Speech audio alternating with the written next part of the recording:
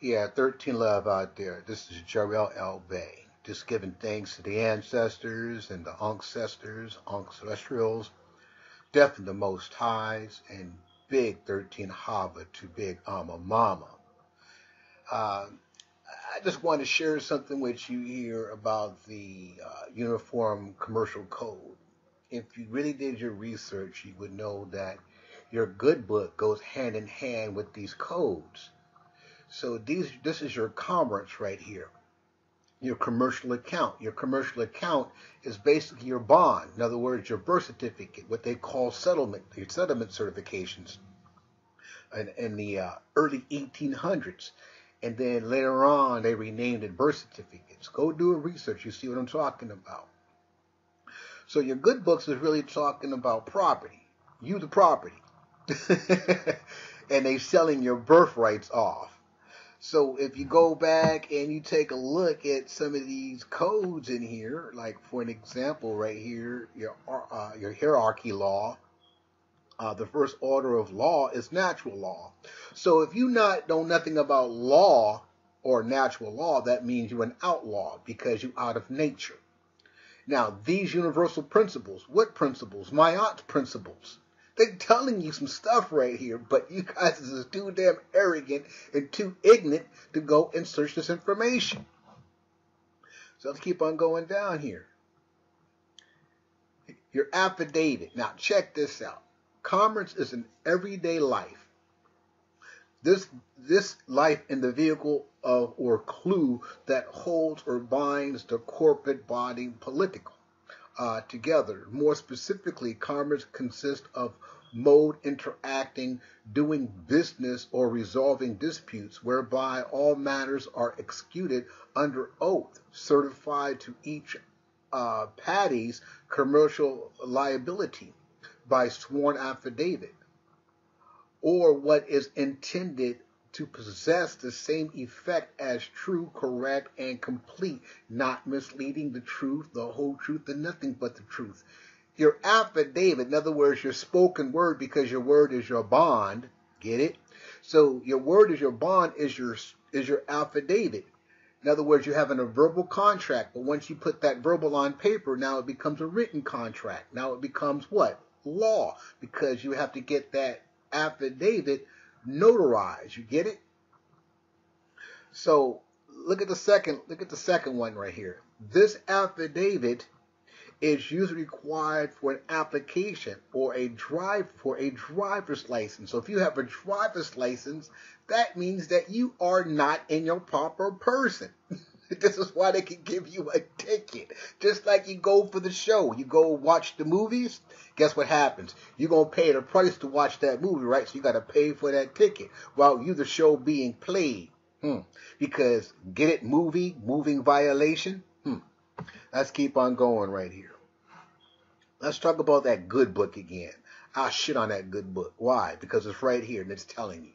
So you got all your references in your good book according to these 10 laws of commerce. Get it? So a workman is worthy of his hire. All are equal under the law.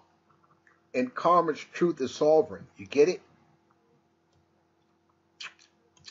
Truth is expressed in the form of an affidavit. An affidavit is your solemn expression of your truth. In commerce, an affidavit must be accompanied and must underlay in the form of the foundation of the commerce transactions whatsoever. There can be no valid commercial transactions without someone putting their neck on the line and stated, this is a true, correct, complete, and not meant to mislead. So in other words, when you're lying, get it? When you are lying, that means that you are not relying. That means that you are basically hurting yourself and the next person over to you. So in other words, if you have a ticket, say you get a ticket, right? And the cop is going to tell you your name. You give him your name. Your name is your DBA.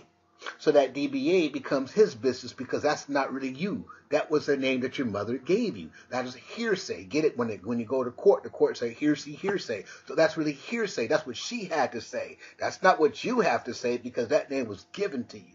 So you're not working your proper person. Now go figure that out. So right there, you already lied.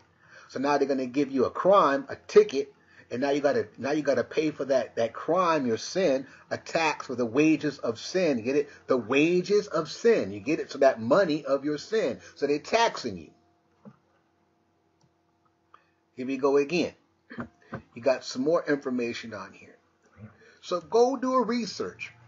Go out there and double check and go to Google, whatever you want to do. Go to a search engine and basically you want to go ahead and look for Mastering the UCC PDF file. Okay? Yeah. And then once you do that, then you should be ready to go. Just read about it, learn more about yourself. Stop focus on this outside garbage. Stop dealing with slavery. There was no such damn thing as slavery. When you go back and look at the root word slavery, you look at the root word of slave, take the E out, you got the word Slav. So who were the slaves? Who were the Slavs? The Slavs were Slavic. Germany. The German. You get the ones that we were bathing as Moors. We were bathing them because they were our Slavs. So in other words, we not just enslaved them like what slavery is today because you've been watching that damn television. It wasn't about the chains and all that stuff. We did that to clean up their damn act because they didn't have no mind to think. So we had to give them some form of consciousness or conscience.